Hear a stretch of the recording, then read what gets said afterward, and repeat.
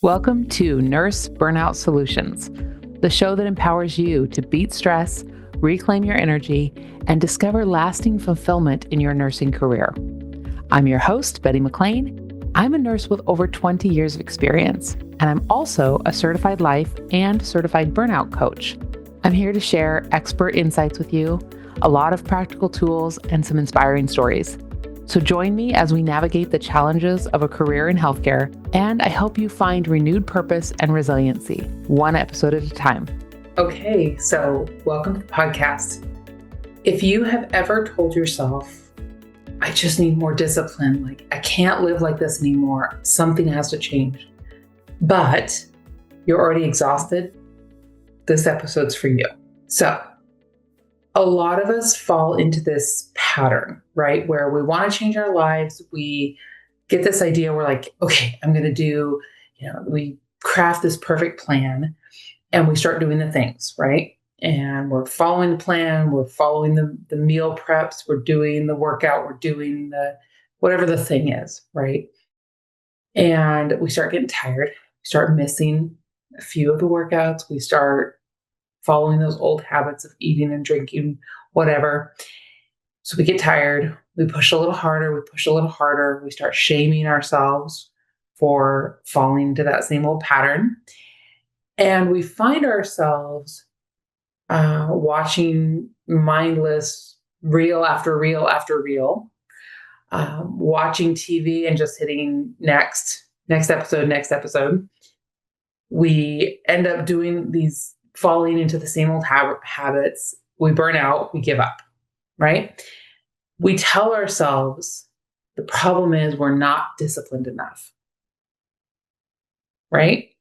But here's the truth. We're burning out. We're not following through on the changes we want to make because we're not adding play and relaxation into our schedule. So that's what we're going to talk about.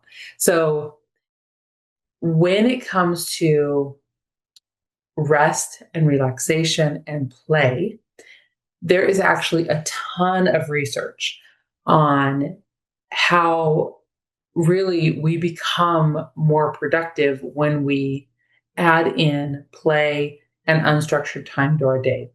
Not as a one more thing to do, one more thing to optimize, one more thing on our calendar, but and not even as like a reward for getting everything done, but really from this place of self-love and self-respect. Because without moments when our brain can relax, can engage in play, it will continue that burnout cycle. Right? Because we know the burnout cycle is a nervous system that is not regulated. People who know how to regulate their nervous system will not burn out because they know how to take care of themselves, right? And burnout is essentially not knowing how to put in place the things that you need to protect yourself from overexertion, right? So if we think about breaking these habits or not following through on habit formation as instead of being a lack of discipline, instead an issue of we need to learn how to train our nervous system and how to take really good care of ourselves, it becomes less heavy. So I want to encourage you to think about this idea of you don't need more discipline. Maybe you just need more play in your life because it regulates your nervous system. So when we talk about crafting a perfect workout, it requires crafting a perfect plan, a new habit, whatever, right? It requires access to our prefrontal cortex, where that part of our brain where we do all of the decision making. I'm recording this podcast after a 12-hour shift, and my words are not coming to me because I have used my prefrontal cortex all day long, and my decision-making, problem-solving, that part of my brain that's responsible for formulating logical sounding questions is tired, right? It's not so tired that I couldn't sit down and talk to you because I had moments throughout the day where I took a deep breath and did things that allowed my prefrontal cortex, that decision making part of my brain, to just go offline for a minute. So that's what I want to encourage you when you're thinking about play being kind of the antidote to this stress response cycle that's unhealthy. It's really just offering your brain a way to intentionally disengage and slow down and move away from that fight or flight, right? That chronic stress, that chronic overwhelm, overwork, it pushes us into that sympathetic activation where it's like fight or flight. We have to be looking for danger, right? And when we're in that for too long, our brain will either just flat out short circuit and we'll go into all sorts of issues with burnout and decision fatigue and compassion fatigue, all the things. Or we will subconsciously seek out little bits of relief, little dopamine hits. We will start scrolling Facebook just randomly. Why am I looking at Instagram reels, right? Or we'll find ourselves mindlessly snacking. We'll zone out. We will watch 4 episodes of a TV show when we only planned on watching one. It's our brain like forcing us to slow down, step aside, stop. The problem is we haven't learned how to take care of ourselves consciously rather than subconsciously. And so we will fall into that cycle again unless we stop and we actually think about, what do I need to bring my nervous system into regulation? What do I need so that I am not just reacting to stress and instead I'm responding to it? And the answer is you need to play more. The research on productivity and the interplay between productivity and play or productivity and rest it's very straightforward.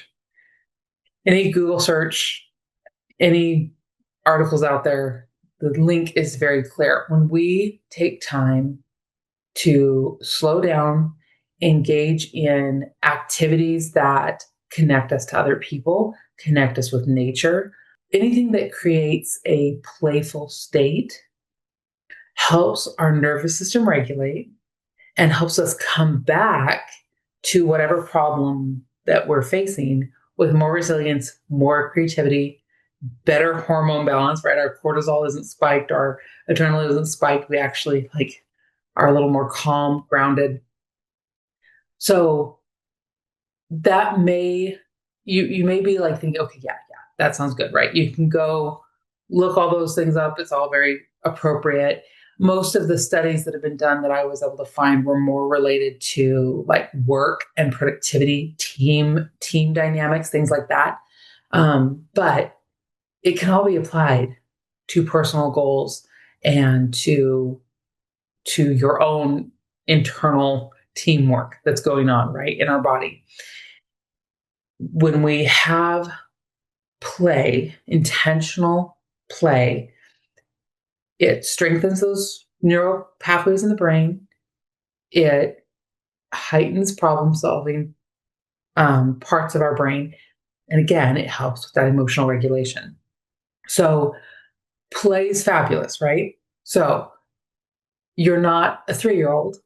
Your world is not designed for play the way children's lives are designed or should be designed for play. So how do you, as an adult with a probably very busy life, add in this idea of play? So you already know that I love this idea of habit stacking and micro habits. If you haven't read Atomic Habits by James Clear, you should be doing that after you finish listening to this podcast. So I love this idea of starting small, right? Because we know when we try to make huge changes in our life, it does not align with our identity. It becomes very difficult, and then we get frustrated and then we give up. So we can apply this same principle of like starting small to play. So if you are someone who like does not have a lot of free time in your schedule, if you do not schedule regular friend outings, if you are not someone who engages in crafting and things that bring you a lot of like calm, then you definitely want to start super, super, super granularly. So what I would suggest for you, and this is especially good for like parents, you're working full time, you've got kids at home, right? You're not going to plan like a movie marathon, maybe. You're not going to plan a girls trip. You're not going to go out of town for 3 days with your best friends and like have like a play, like a structured playtime, right? But you can still give your brain moments to rest and reset. 5 minutes. Put your phone down, away somewhere where you can't look at it, and just go outside. Go into your backyard. Get out of your car, lock your phone in the car, go walk in the park for 5 minutes. Right? You aren't going to die. Nobody's going to die. If you're an on-call doctor, maybe don't do this, right? But if you are the 99.9% of the planet, you do not need your phone on you all the time. Put it down. Go do some somersaults. Go run around a kid's playground for a minute. Go swing in the swing. Go outside and just be away from technology for 5 minutes. Right? And then get back to your life. Great. Maybe it's as simple as you can't put the electronics away and go outside by yourself. Put on one of your favorite songs and just have a dance party right there in your kitchen, right there with your kiddos, with your dog, right? It doesn't matter. By yourself. It doesn't matter. Put on a couple good songs and just dance, right? Our body loves movement, especially rhythmic movement. That doesn't mean you have to be a good dancer. It just means move your body with the song, right? Going for a walk, looking at, go out for a nature walk and notice how many different types of trees can you see, right? You're engaging in something that is playful. If you are someone who is crafty, go draw a picture. Tell yourself you've got 15 minutes to read your book. Guilt-free, just you get to go read or you get to go craft for 15 minutes. The laundry can wait, right? Engaging in just small moments of play will help your brain and your body know, like, I can rest, I can reset, I'm allowed, right? Again, this is all coming from a place of I love myself well enough to create the life that is healthy and worth living, right? Because if your nervous system is constantly dysregulated, you're constantly fighting burnout.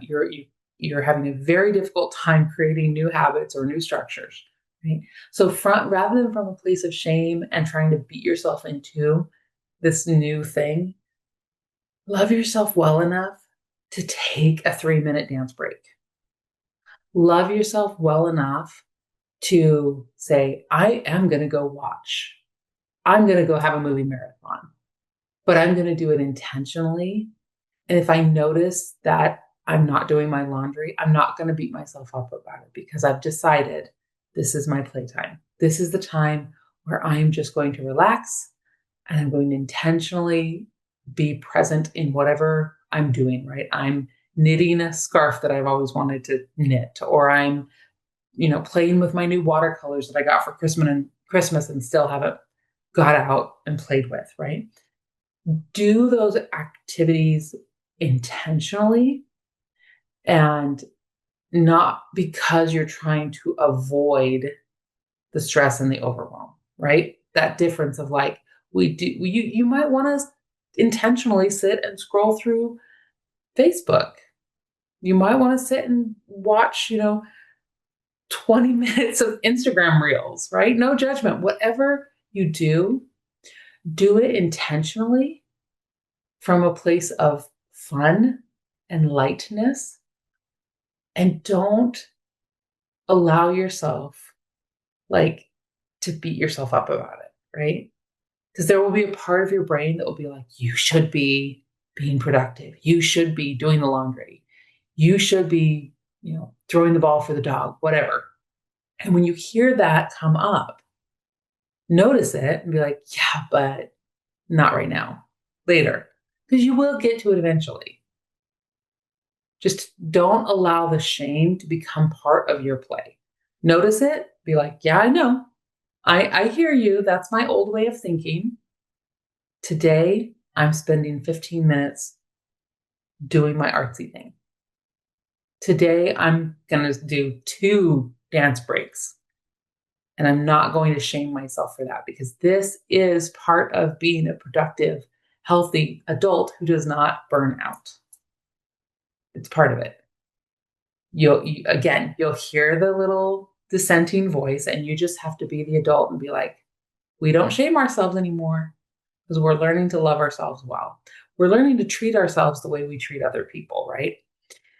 So again, the scrolling on Instagram, the watching tons of TV, those behaviors are not the problem. It's why are you doing it? Are you doing it because you're trying to numb out, you're chasing dopamine, and you're avoiding other responsibilities? So that's not play. That's avoidant behavior. So if you find yourself in that avoidant behavior, that requires some work of let's think through what are your thoughts. And anyway, that's a whole nother podcast. Intentionally take some breaks. Intentionally take moments throughout your day where you can do something that lights you up, do something fun. And that's the takeaway that I want for you, right? Add small bursts of play into your day. Tiny moments where you turn off that serious adult mode and you do something that feels light and comfortable. You doodle, you laugh, you dance, you go outside, right? The world will not collapse because you take 5 minutes to enjoy the sunset or to put your favorite song on and dance around your house, right? In fact, if anything, the world will be a better place for it, because you're going to calm your nervous system a little bit, and you're going to be able to come back to the people in your life and love them better and care for them better, because you're taking really, really good care of yourself.